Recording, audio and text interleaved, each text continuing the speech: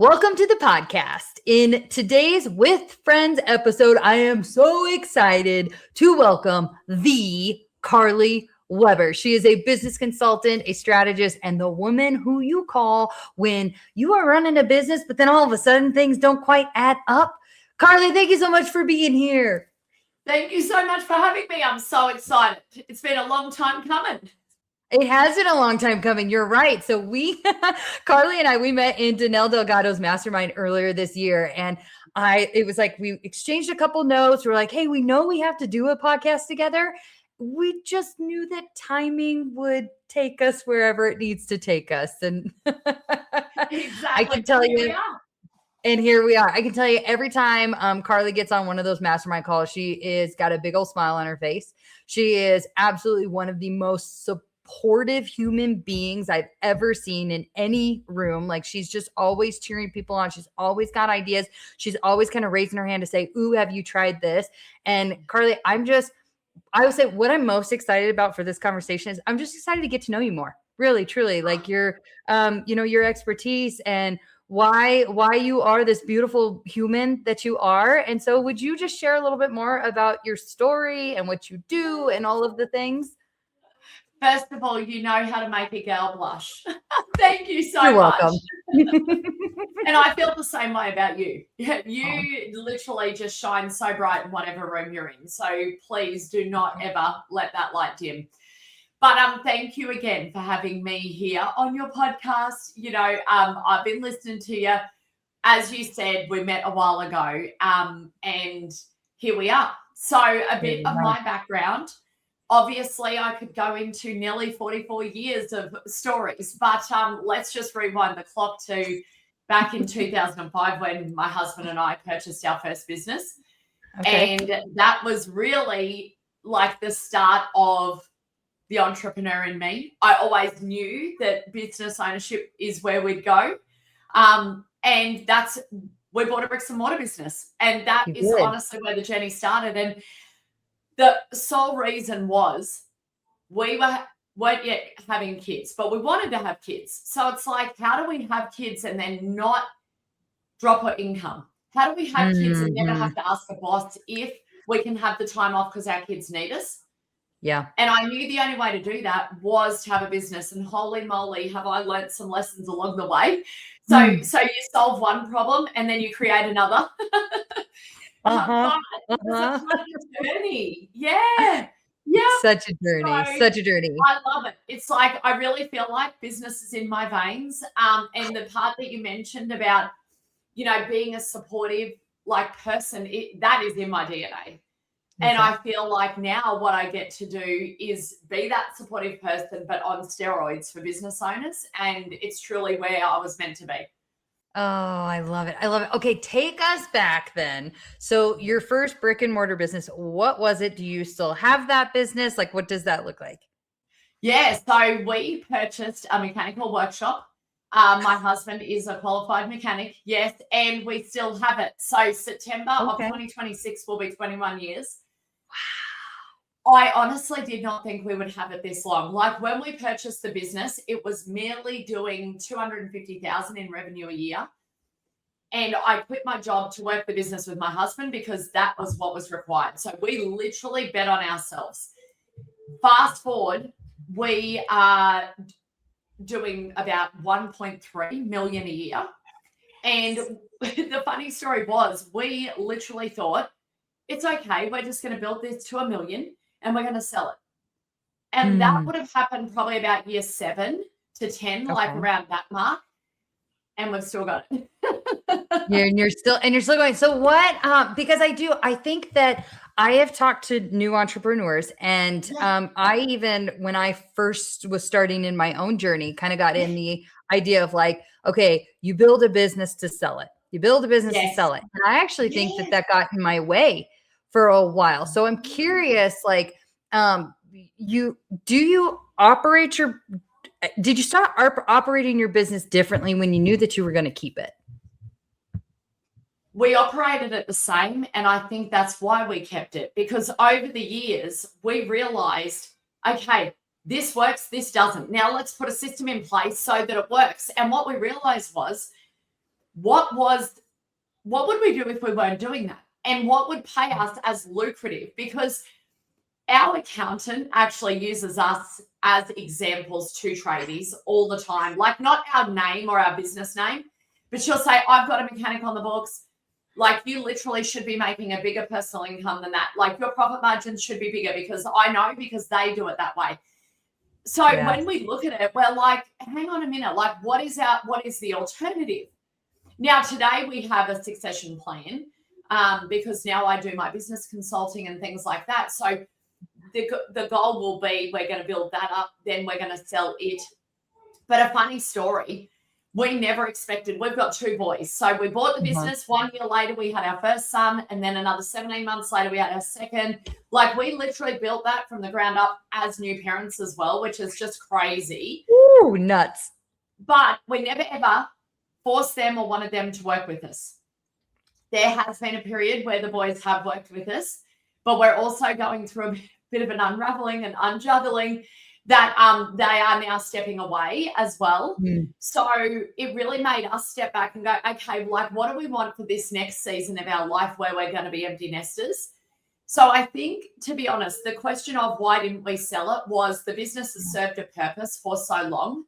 We love what we do and we love our clients, and that's probably a big part of it as well. If I sell it, I'm worried about who will be looking after our clients. Because we're not normal, like, and they know that. You care deeply. You care deeply. It's beautiful. Well, we had a client come in just this week, and she was like, Carlee, like, business for me has been terrible, and I found a lump in my breast. Let me get my words out, right? So life has been very lifey for her, and we saw her Wednesday. Then I said, I'll be checking with you tomorrow morning to make sure you book that follow-up. And so she came in. She goes, I got caught up. I said, I'm not having this. I will call you Monday, and you better have an appointment time for me. Like, what mechanic do you know talks to you about lumps in your breast? Like, but we literally, like, we care so much about people. Yeah.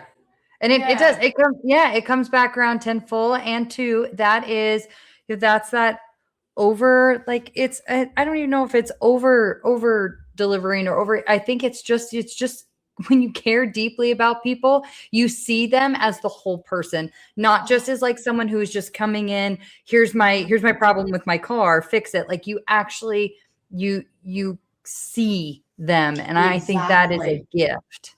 Yeah. And I've always said, we will never treat our clients like $1 on our profit and loss. And there is literally not one person that's come to us in 21 years. Like, if they said that, they would be lying, like, because it's just not who we are. Yeah. It's so good. It's so good. I remember the very first call that we had on our mastermind, and you were talking about your husband had been in actually a dirt biking accident. And I remember going, man, they ride bikes and she has a business. Like, I want to be like that. Yeah. Well, and aren't you like, we're going on a journey to buy a farm with you. So there'll be bikes.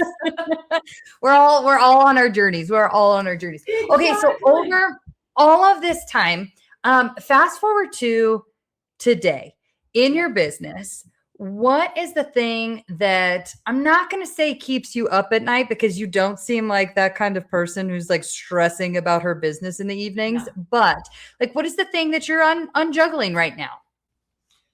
So for me, not so much on the mechanical workshop side, but for me in my business consulting is social media.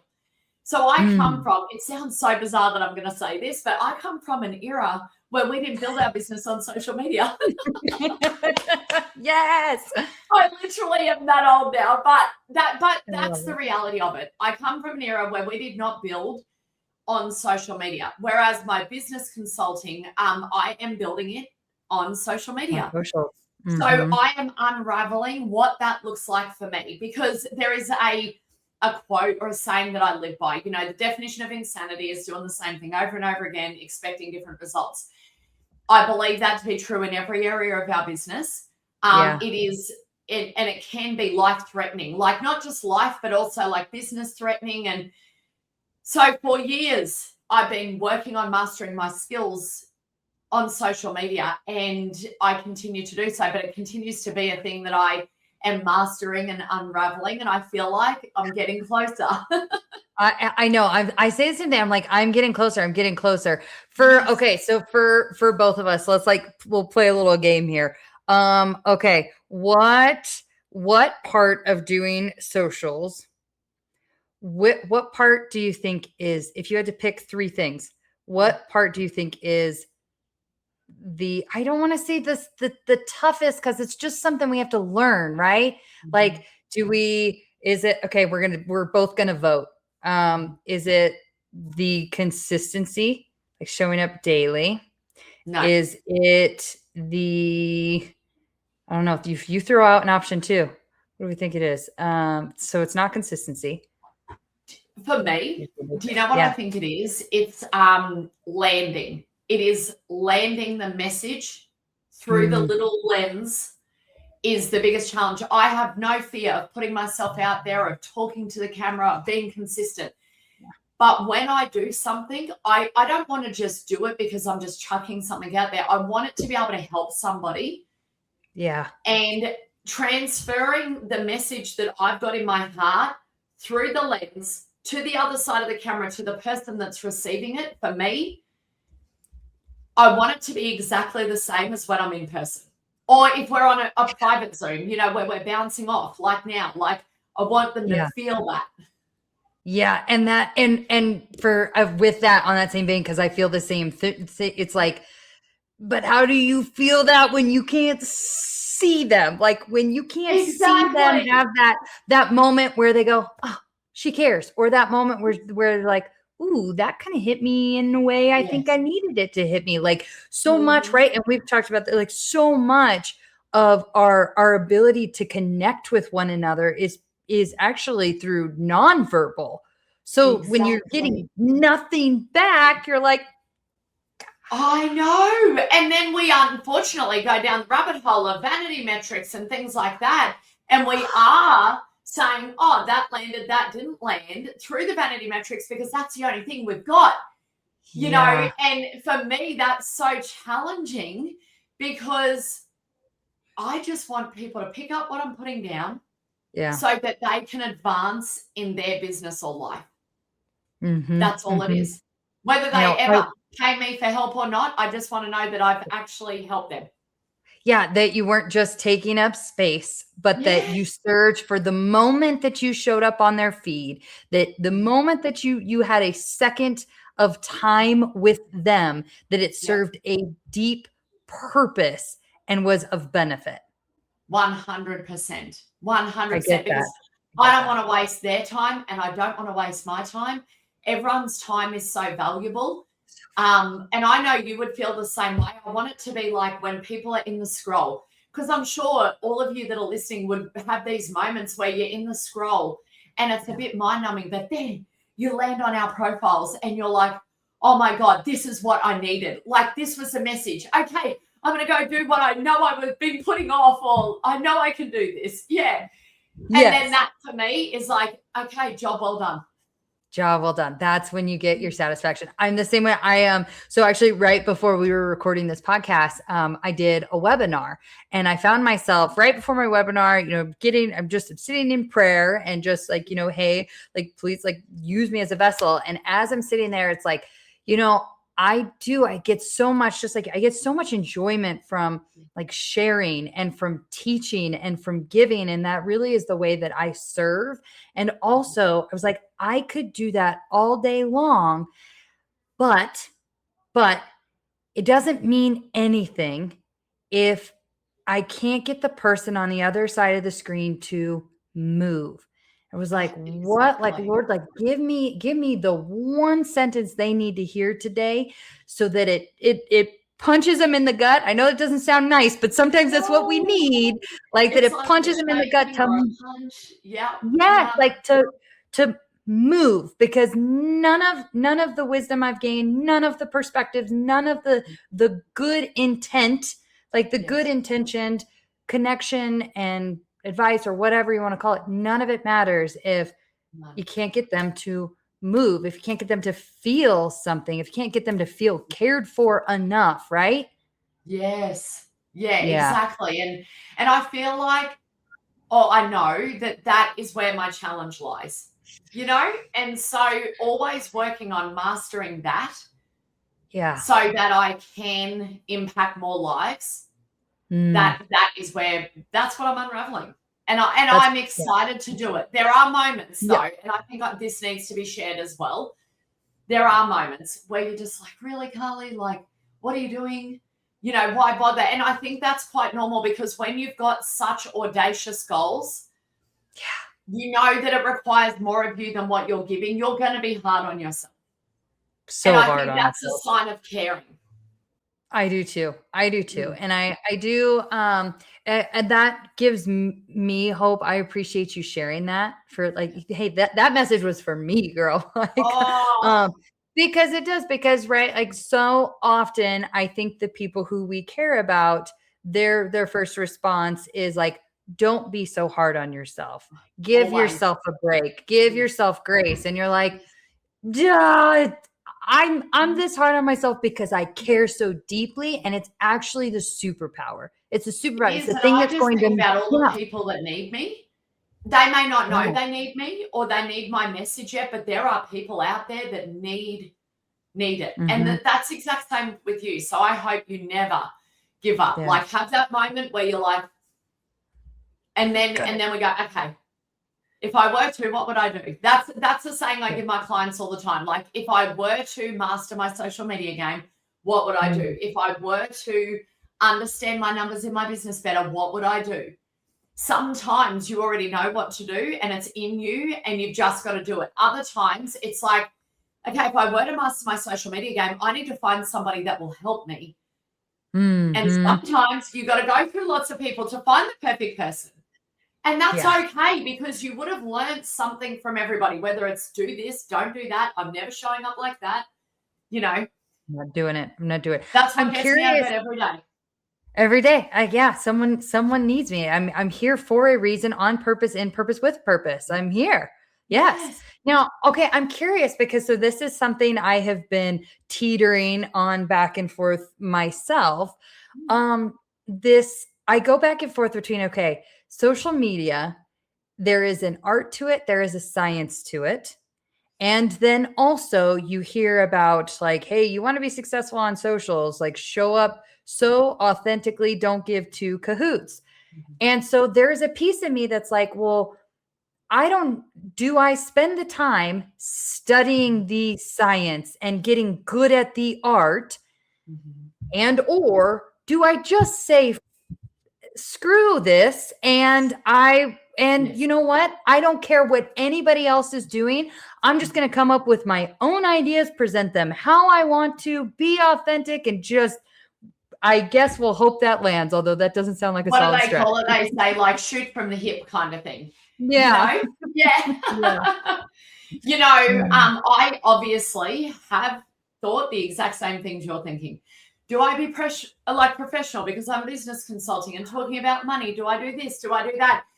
I stumbled across a lady called Jessie Jean, and depending on when people are listening to this, they will know she's a phenomenon on Instagram at the moment because she does talking heads. Yapping. She calls it yapping. And I thought Australians were the only one that used that phrase, but apparently not.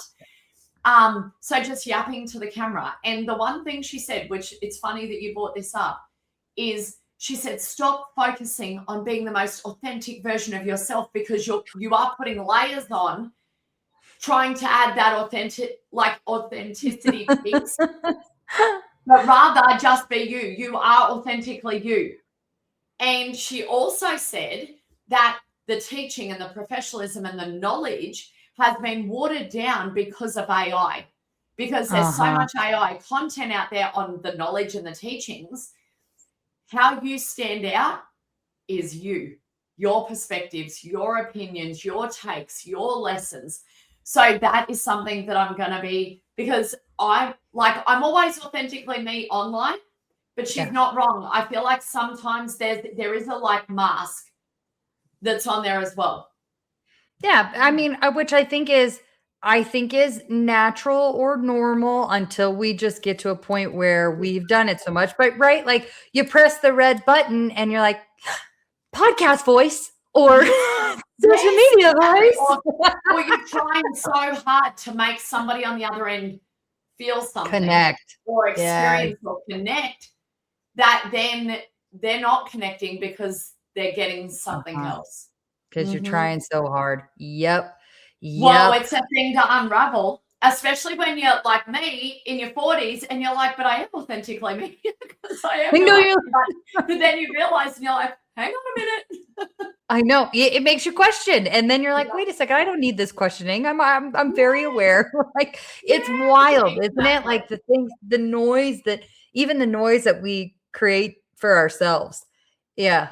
I'm curious. The other part of that is too, it's like who we're consuming plays a big part then in how we're showing up. And like I want everybody that's listening to this to understand that is in every area of your life.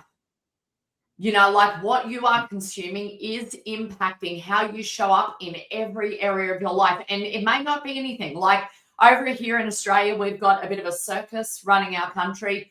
And I don't get into politics, right? But if you go onto TikTok, you're going to be inundated with all of the political stuff. Like conversations. That is then going to affect how I show up in my business, how I even show up in my workouts, because I'm going to be distracted thinking about all the things that I can't control. Yeah. So it's really important to choose who you're listening to as you are learning what you need to learn so that it doesn't impact who you are. Yeah. I'm thinking about right now, like with us, you know, on the hunt for our ranch property, and how when we share our story, I will tell you the response we get 100% of the time. I have not had anybody not had this response is like, ooh, the market's a little tough right now. And the second those words come out of their mouth, I'm like, no, the market's I just repeat over and over again, the market is what we say it is. The market is what we say it is. The market. And I don't think, I think, yes, there's a healthy set of delusion to that. Right. 100%. But how often is it even the people who we don't think that we're intentionally consuming their stuff because you're just sharing this casual fact. And but the second that I give space for, the market, like then I show up totally different in my posture for our search to make this dream happen. Well, you are faith driven, and there is a saying, isn't it, about a mustard seed of whatever grows into a mountain, isn't it? Yeah. Yes. So think about it from that context. I think about that context, like that seed of doubt grows into a mountain of doubt if we allow it. Don't feed it. Don't feed it. It sounds terrible, but let that little seed die. Yep. Yeah. Don't feed it. Okay. So then like you've got, good question here. Well, I think it's a good question. It will be an amazing question. So what has been one of the mustard seeds of belief that you have had that has absolutely carried you and has turned this wonderful business and life of yours into this mountain that you're proud of? If they can, so can I. So good. Yeah. So unknowingly, when I say unknowingly, when we first purchased our first business, there was zero thought that we would fail from us.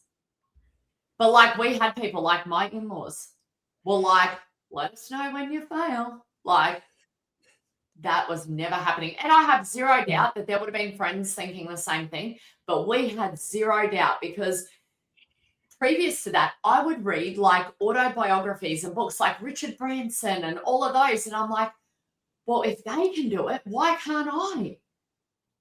So unknowingly, but now I'm very aware of it, I always looked for evidence and looked for people that were winning. And it didn't even have to be in our environment, but I have this ability to turn that into a conversation that I have with myself.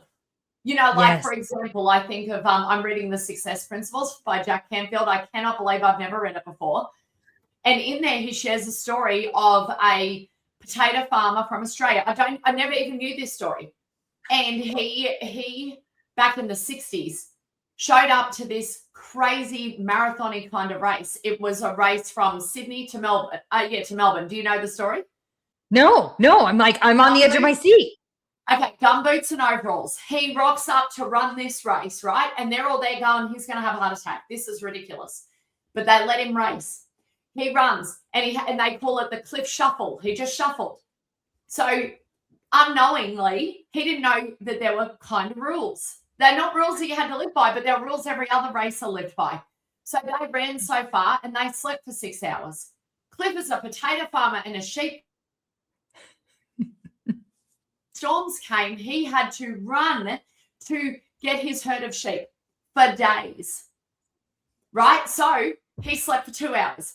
He got up, did his little shuffle. He did this, and he beat them by like lots. I want to say 15 hours, but that could be wrong. He not only broke the record, but dominated them because he only slept for 2 hours every night and then kept shuffling. And it just goes to show, like, who says he couldn't? Imagine if he had a thought, I can't do this. Everyone else has got Nikes and they've got running gear and they've got sponsors. And I've got my overalls and my gumboots. Yeah. And I think of every single person on this planet in anything we do in life. How many times have you quit on a dream or a goal because you didn't think you could? Yeah. So I want you to borrow my belief in you. I just believe that if they can, so can I. And there is so much inspiration around us. Borrow that. Use that to fire yourself up. Oh, yes. What a great story. Thank you for sharing. I have not heard it. And yes, it is. It's one of those, like, if they can, my husband and I, Carlee, we were literally talking about this morning. We were like, for this, it's about what we choose to see. Do you choose to see the lack, or do you choose to see the abundance? And even in those moments when we do choose to see lack, because we are human, it does happen. And, this was our personal conversation. It was like, okay, what are we going to do to hold each other accountable to flipping the script and choosing abundance instead?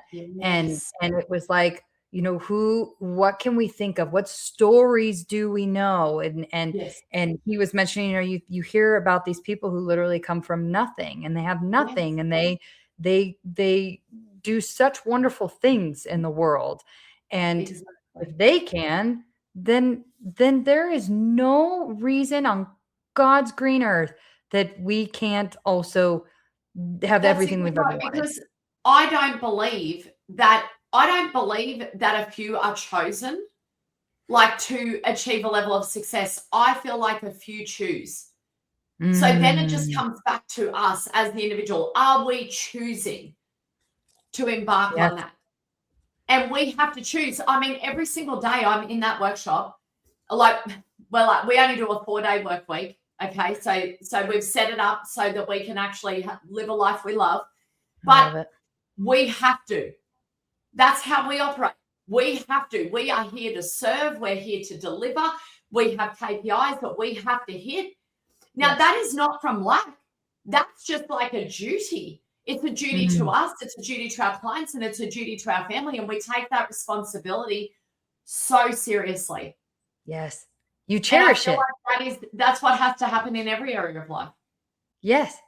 That's because that's the posture that you take when you cherish something. Yes. It's not a heavy responsibility. It's the gift of a duty. Exactly. And then on the back end of that, we have faith that we will put enough reps in. We have a big enough reputation. Like, we will do the best work of our lives every single day. So then that just pays tenfold. Like, we don't advertise over there. There's like no form of advertising. We're hit and miss on social media. Like, we do probably 4 to 5 posts a week on a good week. And the reason being is because we have earned, we've earned the referral. We've earned the word of mouth. We've earned the fact that when you come and your kids get their licenses, they all come, you know, and then their friends come. And that has to be earned. Yes. Nobody just gets it.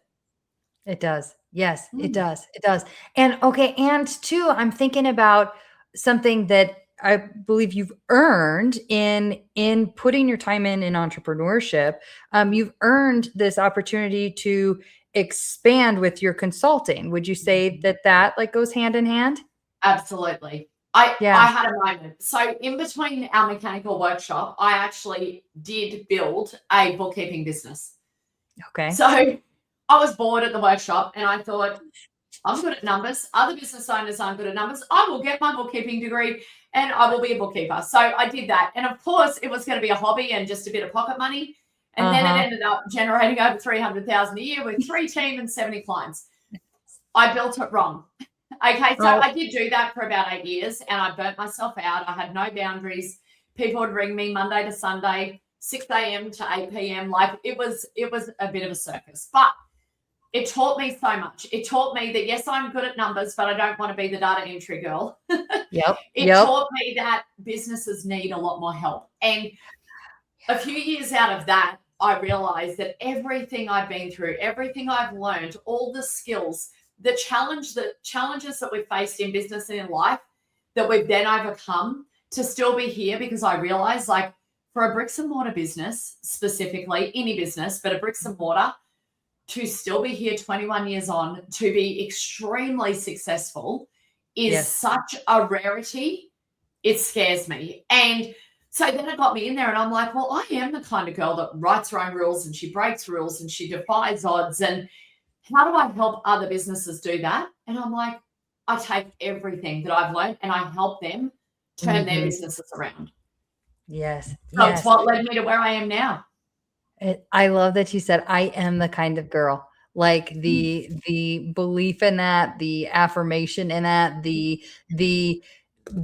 oh man, what is the word I'm looking for? Like it is undeniable. Like that is a hill that you can tell you stake everything into, and that is inspiring as heck. I was like starring. I was like, come back. I need to listen to this every day. Yes, exactly. And I feel like there are so many business like coaches, consultants, mentors that have not got skin in the game outside the coaching business that they're building. Yes. So do you know what I mean? Like all the runs they're getting on the board, all of the income stories that they're generating is from the people that are betting on them. That scares me a bit. It does. That scares me a bit. Yes. I've had that experience where you're in conversation and some of the things we learn along the way, right, are the right questions to ask, and you're in conversation and you're like, great, you're a business coach. Tell me about, the businesses that you've built. And they're like, well, I've got 4 clients. And you're like, for how long? And you're like, oh no. Yes, you may be a business coach and you may have clients and that is lovely, but right, us getting savvy enough to ask the right questions. And I think sometimes we just don't even know what to ask until we've put some skin in the game. To have very specific goals already set out to say, show me the way that you've taken this company from X to or A to B or whatever. And I also would never ever turn away a great question. Like if I was on a discovery call and somebody said to me, what was the biggest mistake you made in your businesses? Let me tell you, because nobody's perfect and there's so many lessons that you get from that. But the bigger lesson doesn't come from making the mistake. It comes from the overcoming and to still be doing it. As we share this, I think of somebody that our lives were intertwined years ago, and he had traditional businesses. Then he was in network marketing, did well, but his traditional businesses actually went bankrupt. Now he's out there spruiking that he's the business coach. And it honestly, like, excuse me when I say this, but it pisses me off. I get angry about it because I feel like there are going to be people that work with him and that is misleading. It is misleading. And I've come to, because I have those situations in my life too. And I have come to I don't know if this is the right perspective to have necessarily. I think this is just where like this is my evolved perspective today, but hey, check back in a year. Yeah. But the perspective is just like, I learned so much by making that, I made my first regards, I made a huge investment right into entrepreneurship with someone who made big promises, and that's not how it happened. And I think about how much I learned and how much I grew and how much I asked different questions the next time I was considering mentorship, and how it is like that was so for me to have that encounter where it didn't go as promised. That was so meant for me and catapulted my growth the same way that whoever is working with him will. I don't know. It doesn't feel great, but no, you know what though? I've been in the exact same situation, and I have learned how I will never do business on any level. But it took me a while as well to shake that. It's so frustrating, really. Because it blows my mind. Our coach, Danelle, she says, amazing. Like, there are people making money off dumb shit. Yep.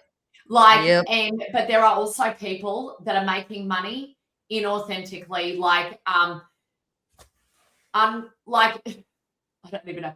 I say illegally, immorally, and I will stand. Again, it's another hill I'll die on. Like, if you can get on there and spruik something that you know is not true, that is immoral, it is unjust, and I believe in karma.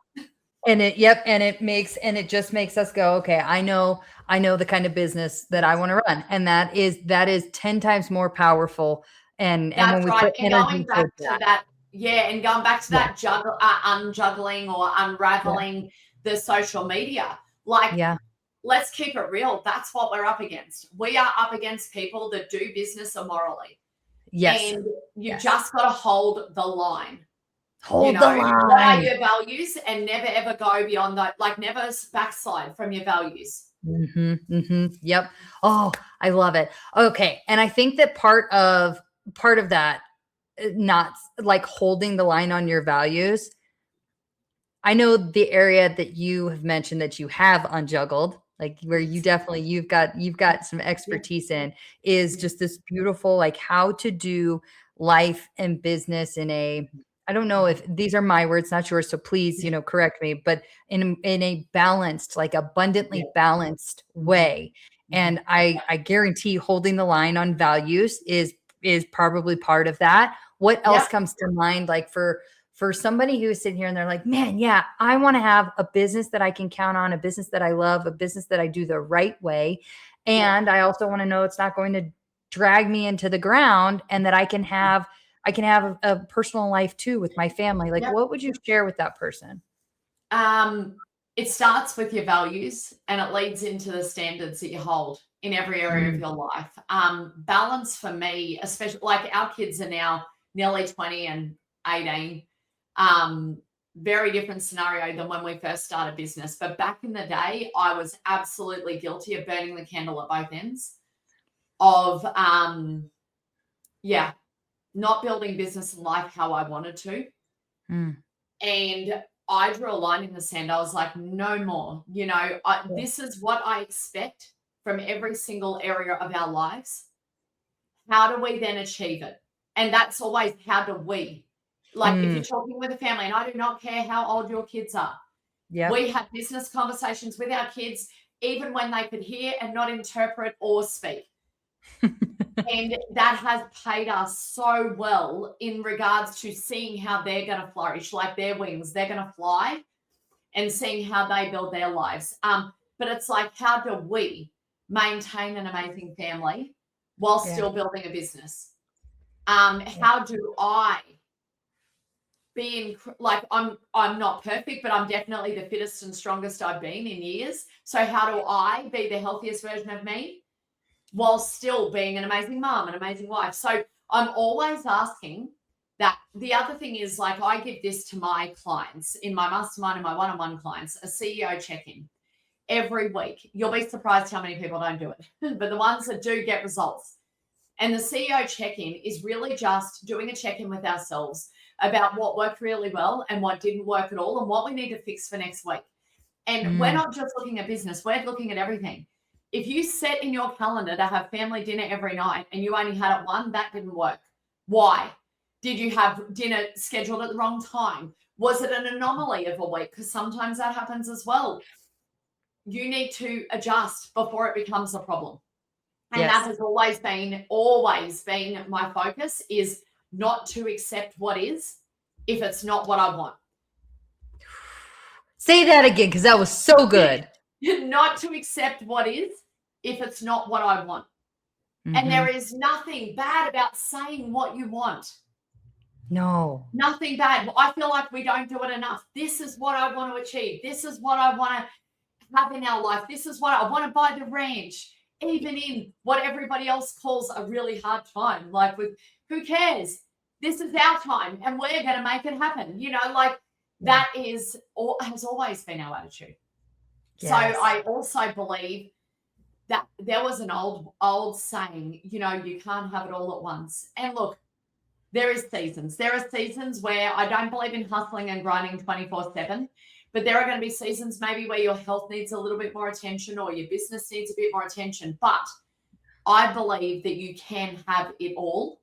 It's like, how do I be the fittest version of myself and have the wildly profitable business that I know I can have? Yes. How can I have the loving relationship with my family and be a badass in business? Like, it doesn't have to be or. You've just got to figure out what your rhythm is across all of them.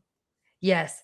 Right. Like we convince ourselves tyranny of the or, like we have to choose, but it's just, it couldn't be further from the truth. Like, and there's so much beauty in and abundance, right? Like when we think and, it invites you to think bigger. It does. It's like, okay, let's do this. Yeah. The power of and versus the tyranny of the or. Exactly. Mm-hmm. Yeah. Yeah. I love so the how to do life and business and have that abundant balance. So what I wrote down, because I just is such a strong takeaway, is so the first thing is like defining the goal. Whatever that is, like, what do you want? Define the goal. The second thing is you're sitting down as a family, because it takes a unit to do it. Ooh, unit to do it. Fabulous. Oh, gosh, we got this. It's a unit to do it. Yes. But how do we achieve it? And then the third thing that you mentioned is those check-ins, because that's what allows you to check in, get honest with yourself, tell the truth, and to pivot until you figure out what is going to work in this season. Exactly. Yeah. And, like, unraveling is a constant thing. It's a constant thing, because life changes, business changes. And the more that you can sit down with that check-in every single week and have a look, taking responsibility without beating yourself up, you are literally setting yourself up to advance every single week rather than when you do it once a year. Yep. Oh, so good. Okay. So before we get into the last part of the podcast, thank you for everything. I just want to, where can people get in touch with you? Tell them a little bit more about what you are offering with your consult, with your coaching right now. And I'll include everything in the show notes too. Oh, beautiful. So in the show notes, you're going to find Instagram and Facebook. Predominantly, they're the best places to connect with me. Send me a DM. Like, I just love getting to know people and the journey they're on. So don't be shy. Go down to the show notes. Let's connect and be friends. And then the second part of it is, if you are building a business and you're like, oh my gosh, I need a bit more of this in my life, drop into Instagram and just DM me the word RISE, RISE. And let's chat. There is absolutely no pressure at all. I just want to see, as Brittany said, like, what are your goals in your business? And let's figure out how we can get there in a way that you are achieving everything that you want. So good. It's so good. So good. Okay. Now, this is a question that I ask every podcast guest. Okay. So over my journey, in fact, the whole reason that I'm here and this podcast even exists is because in my story, I started quitting the things that were no longer serving me. So when I say that phrase, quitting the things no longer serving you, what comes to mind? okay, I'm geeking out a bit on business here, but it applies to everything in life. In my 44-year-old self, okay, I want to see a return on investment, and it's not just financial. Okay, so if I'm putting in, what am I getting out? Am I getting out joy? Am I getting out adventure? Am I getting success, like financially? Am I getting out impact? Right. So what is the return on investment for everything I do? Now, if the return on investment is something negative or toxic, it's going. I'm not doing it. It's just a hell no. It's not even open for negotiation. I don't make any explanation about it. It's just gone. Ooh, I love that filter. Like there is, I want to hold myself accountable over the next week to just doing almost this audit of are the things that I am showing up for, the conversations that I am having, the people in my life, the activities, the blah, blah, blah, blah, like just to do this total audit about, okay, here's what I'm putting in. What is the ROI? And does it match? Does it exceed? Or is this one of those, kill, start, stop type things? I think my life could probably use that. I could probably use that. I challenge you to come back to me and let me know how it goes. Listening. Why don't we all do this audit? Because there are so many times where you just do, but you're not actually taking any kind of account of what is happening on the back end. Yeah. Everything. And it's such a disservice. The return on investment for you doing something? And it can be a thing that you're doing. It could be people you're with. It could be places, anything at all. Every single move you make in this life. Everything. Yep. And that is what I really appreciate about that approach, Carlee, is that is actually a how can you identify things that are no longer serving you? So while the action is like, hey, quit those things, but before you can even quit those things, like you have to do, how do I even identify those things? And you just gave us all a roadmap. It's good. It's really good. Okay. All right. And then 2 more parts to this last conclusion. They're fun, I promise. Okay. So I always have the guest before you. She has left you a question to answer. So the last guest was Mikola. Mikola. She is, she's the founder with Glaciers to Grapevines. She curates these absolutely incredible, custom travel abroad experiences for women, especially women who have never traveled abroad before. And so we had a conversation, and after our conversation, the question she left for you was, if you could travel anywhere in the world, what are the top 3 places you would go, and why, and when are you going? Okay, I've done a lot of travel, decent, very decent travel. Okay. Switzerland for Christmas. That's the why. So definitely Switzerland for Christmas. Greece. So we did go to Italy last year very quickly for Danelle's retreat. Oh my God. I literally am Italian. I'm not, but I am, I talk with my hands and I love pasta and I just love the whole culture. But I would like to go to Greece as well. Okay. Culture, food. And where else would I go? I love travel so much that there's sort of nowhere. Well, there's a couple of places I wouldn't want to go, but I actually want to do the train in Canada. The Rockies, whatever it is. Okay. And when are you doing that, huh? I know. On that. My husband has hit me up for his 50th. So what am I? I'm 44. He is 47. So for his 50th, he wants to do supercars in Europe. A supercar tour. Yeah, so I'm not disappointed by that either. So that could be number 4, and we are doing it for his 50th.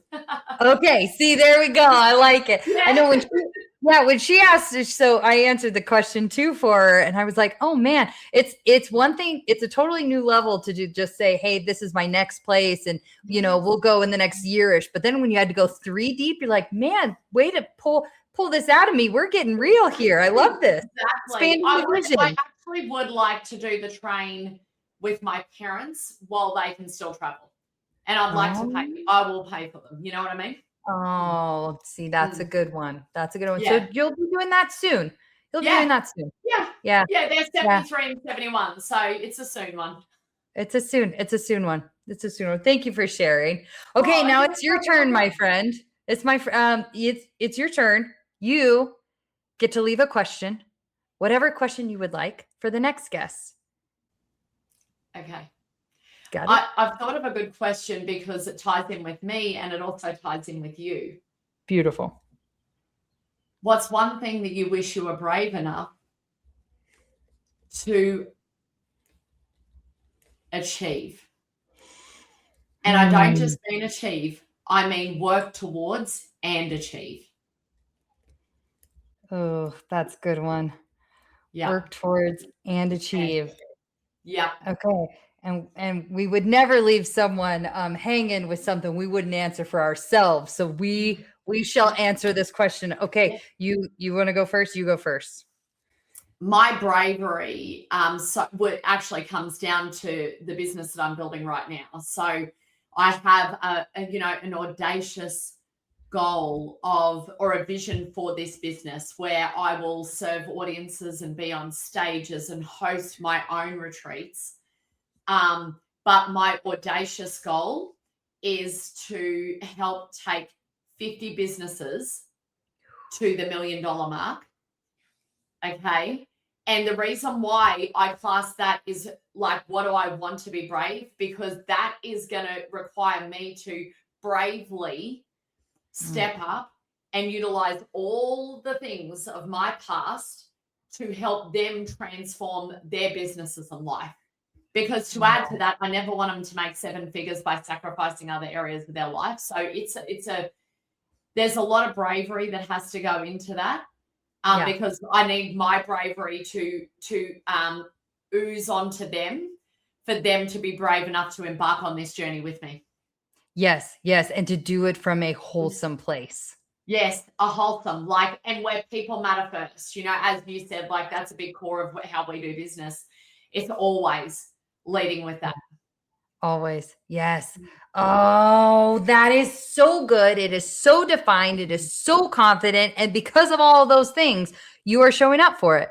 Yeah. You're absolutely showing up for it. And everything we do then is it's either brave or it's, I don't even, what is the opposite of brave?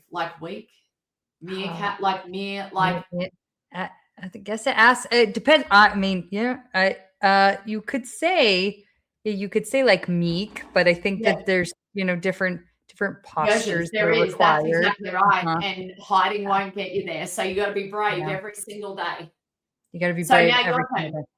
Now my turn. What's the one thing you wish you were brave enough to work towards and achieve? So I can say I am so proud of the way that I show up in bravery every single day.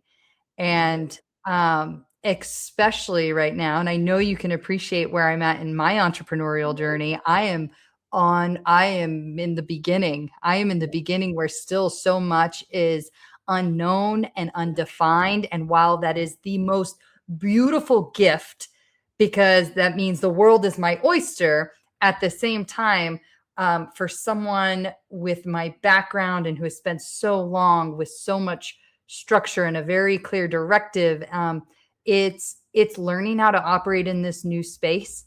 And it's been a gift I did not ask for or know what I was getting into. But when I wouldn't trade, I'm such a better human because of entrepreneurship.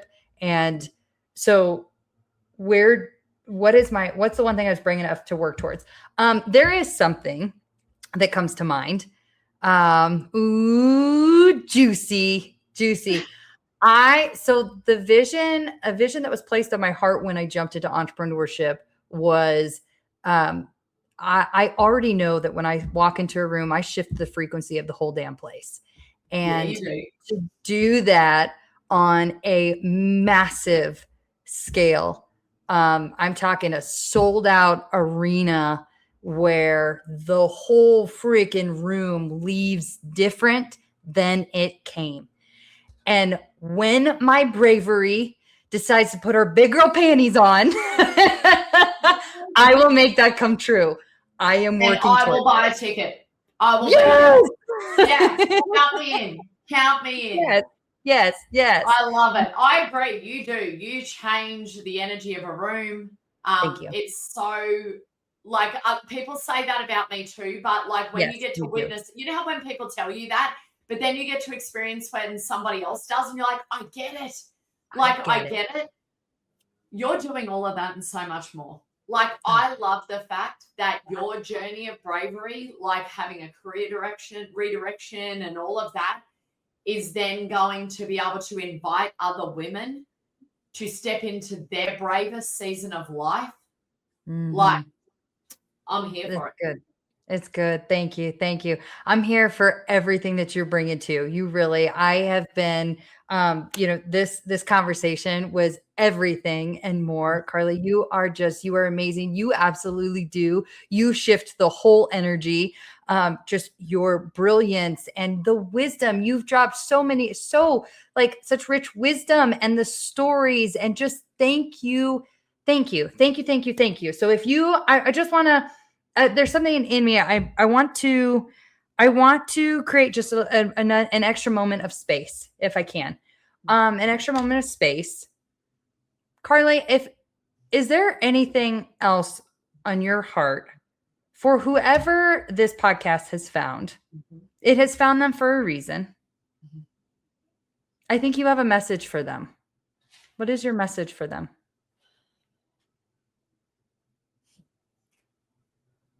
Do you know what? Why she's got a gift, this gal. I just want to see more people win.